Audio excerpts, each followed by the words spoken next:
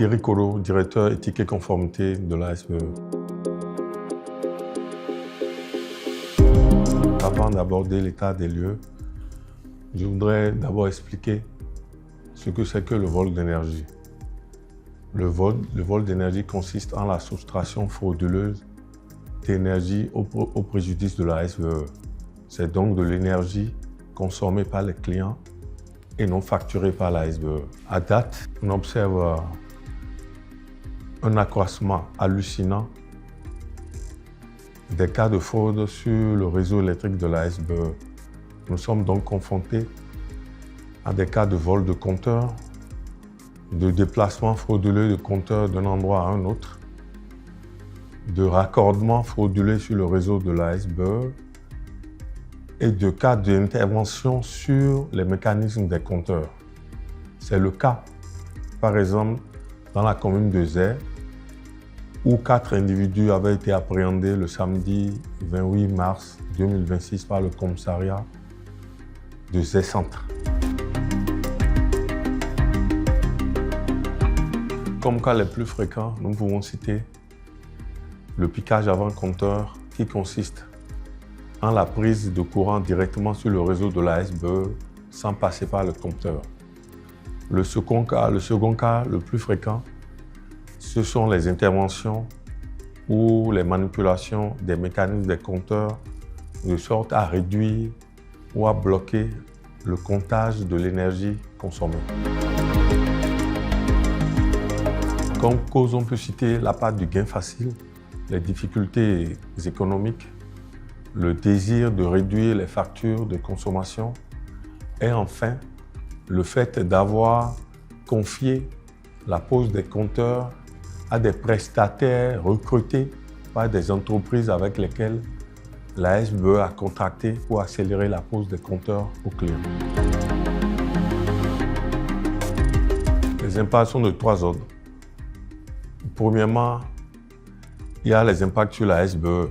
L'énergie non facturée prive la SBE de ressources financières énormes et agit sur les investissements en termes d'extension et de densification de réseau. Le deuxième impact, c'est sur les honnêtes clients. Le vol d'énergie les prive de l'énergie volée et les prive également d'un service électrique fiable et les livre à la concurrence déloyale. Enfin, comme troisième impact, c'est sur l'État. À partir du moment où l'énergie volée n'est pas facturée, la SBE ne pourra plus collecter de TVA sur les factures que la SBE devrait émettre en règlement de l'énergie consommée. Et donc, l'État aussi est privé d'une partie des ressources. Les risques sont de 3 sortes. Il y a d'abord des risques d'électrisation qui consistent au passage du courant électrique dans le corps humain, provoquant des blessures plus ou moins graves.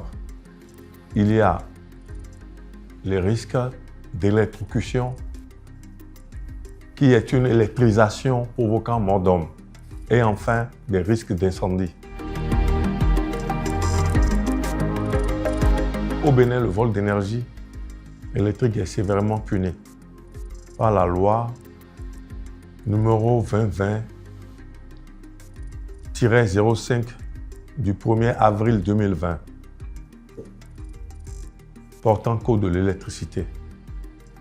En son article 87, elle prévoit des peines d'emprisonnement de 3 à 24 mois et une amende de 1 à 5 millions de francs CFA sans préjudice de la facture de redressement de la SBE.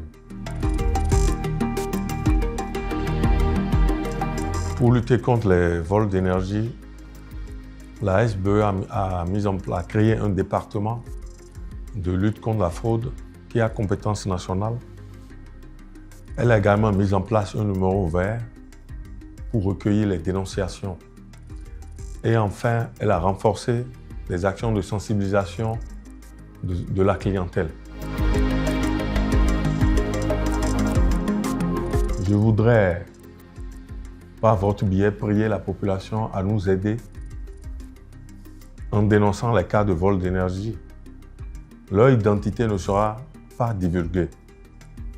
Je précise qu'il y a une prime de dénonciation de fraude qui s'élève à 10% de la facture de redressement en cas de paiement. Les clients peuvent nous envoyer des messages audio